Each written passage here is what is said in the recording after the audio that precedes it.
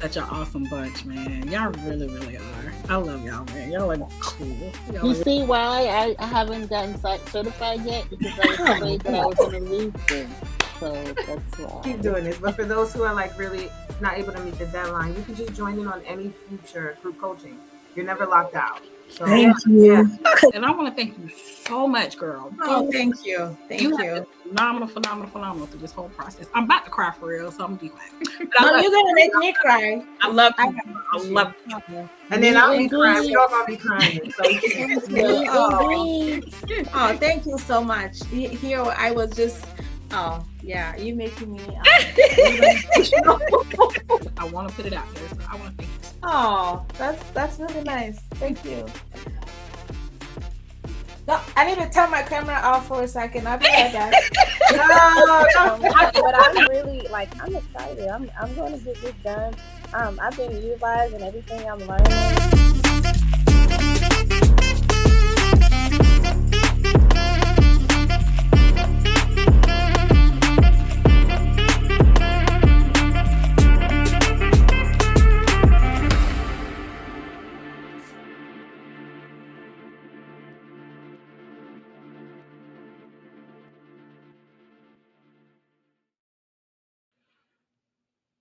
Hi, everyone. Happy Monday. Jessica coming here with some recorded info today. I wanted to talk about methods, and I wanted to pull an excerpt from the 3-day training that we had a little while back. So we're going to be talking about methods today, and you can always put your questions and comments in the chat, and we'll try to moderate that. But I am not live, y'all. All right. Hey. Hello. Hello, everyone. So now when we get into methods, it's a very interesting discussion. We're talking about defining Microlocs.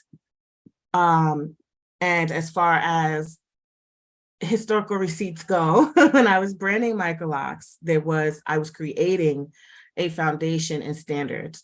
Now the word is being generally used, and there's a lot of things that had not been put into the category of fundamental methods and techniques that are now being used. So we're going to go over what I'm seeing commonly used with coming to our pros as requests or as repairs, and we're going to talk about them, and then I'm going to show you some things that happen with those and why they may or may not be recommended. So the 3 common methods that are being used today, we're seeing braids. We're seeing twist, 2-strand twist, and then the interlock interwoven method, which has been what was historically used. I like to ask people who maybe are newer to this, within recent years, who are maybe looking to DIY or to do a business or expand a business, and they're using some of these methods that we just talked about. I'll put it back. I want them to really ask themselves why they're using those methods or plan to use those methods. I especially like to ask this question to DIYers, who've maybe seen a lot of other DIYers videos and they're trying to get a certain result. So I like people to ask, why am I truly using this? And can I be certain of its results? Like we mentioned before, this investment of time, of energy, of money, possibly resources, a lot goes into creating these on this size. There's any style really, any locks, but when you're talking about on this size and you want them to look a certain way and respond a certain way through time, we have to think about so much more. Okay, so if you don't have your workbook, you can draw like a T graph, like write the letter T out on a piece of paper. And on one side of it, you're going to write methods. And on the other side, you can leave it blank because or problems, possible outcomes. And we're going to go through, as we go through the rest of these slides today, I want you can either fill them in with your own experience or what you are hearing and seeing in some of the demonstrations we're going to go over. And then we will talk about, obviously, the recommended method to start. And I want you to just use that as a guide. So I did my independent demonstration of these 3 install methods, although I've been seeing them through the years. I've been seeing them in recent years and also been repairing and correcting a lot of issue. So on the left is the interwoven lock technique. That is actually my locks before the color came out the end. As I talk about color, I used to have half my head in one color and half the other, and our hair definitely sheds. So, but the technique that I train on and I teach is the exact method that has been done on my locks and that I've done on the hundreds of clients that I've serviced and started primarily out of Brooklyn, New York. So when I talk about techniques that span all hair types, all hair textures, and prevent the most problems, we're going to cover that. If you look in a picture, I have interwoven technique, or quote unquote interlock, braid, and 2-strand twist. So I've always historically said interwoven. Interlock is kind of a word that's come out after that actually used to mean something different in the hair and to cosmetologists, but we've adopted it into the lock community because we use the word lock. So I use interwoven lock primarily to describe the same thing, and people are saying interlock. So I kind of want to do a disclaimer with that. Screen out. All right, so I'm going to go ahead and show you a clip. For many, many, many, many years, I've been talking about strong, refined locks that have a really strong foundation. I've been talking about problems with lock methods. But what I want to do today is show you putting these lock methods to the test. I'm demonstrating 3, and you will get to see the beginnings of what I talk about when I talk about how they evolve. I'm going to show you the pictures first. You see in this picture, there are 3 ways. On your left is the interwoven, in the middle is the braid, and to the far right is a 2-strand twist. I use the same exact amount of hair in each section as if I was doing a foundation. You can already see right from the install size the differences, with the 2-strand twist being the largest, the middle braid being widest, it's flattened, and the interwoven being skinnier. Do you see all the space that is in between, that's starting to come out already of the 2-strand twist? The space that's there. And then you can see the braid is much tighter, but it also has, in its pattern, has the space in it flattened. And then you see on the left the interlock. What I did was, I did a light wash, like I would do any new install. First of all, I'm wondering how much that is actually being done, because the first wash is actually crucial to the installation. I don't see it being done sometimes. So that doesn't give you an accurate look when you just have a 2-strand twist dry, braid dry, or even interwoven lock dry. You actually are not going to still get a realistic look until you activate that curl. Because you stretched out the curl, it's in a style. So after a light wash, let's look at what they look like. So already you can see the differences in the 2-strand twist right away. That changed the most. And in the middle is the braid, and the left is the interwoven lock. We're talking about the fundamental structure. This is dried, is that I see spaces in the braid as well, and the loosening that sometimes happens at the bottom of the braid. The unraveling can start from the bottom sometimes, and also sometimes these spaces, because it's flat, I could turn it that way it's skinny, I could turn it that way it's wide, the holes in there. It becomes a big project if we're going to close it all up. And the interwoven lock, yes, that could happen as well, but it's designed to lock cylindrically. Where's the pattern? The pattern in the twist is very weak. It's easy for me to just stick my finger in and unravel. If you wanted it smaller or more refined and you started in another method, it could potentially be the method that used to start. All right. So I don't know if you were able to capture some of what was demonstrated inside of that, but I don't know if I made it clear, but I definitely want to make sure I make it clear that for the best results, I do not recommend starting your Microlocs if you're going to use the interwoven lock technique to maintain, which is what most people do, to start it with 2-strand twist, with braids or comb coils. And there's maybe a few other things that people are doing now. I've seen all types of things that, and I've only seen install pictures. And long-term pictures are the ones where we look at today where there's problems that now they're in chairs for people to fix. So one of the reasons why we can break them down, but if you remember in the video, who can remember in the video what was pointed out about the differences in those 3 methods? Well, the differences in the 3 methods we showed, which was, we also had the interwoven lock technique, the braid, and 2-strand twist.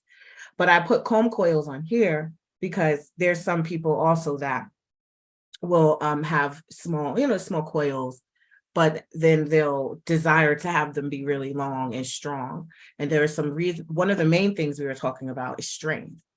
And so if you're dealing with such a small amount of hair, if you think about a rope, or you deal with crochet, you use yarn or anything, or string, that when there's weak spots anywhere along that, it's more likely to snap. And when you have a thicker, stronger amount of hair, like traditional locks, you can have more flexibility to start locks with twists. And I think that a lot of people sometimes assume, if you have a lot of knowledge about traditional locks or palm roll locks, that those techniques are going to transfer exactly over to the micro size realm, and it doesn't.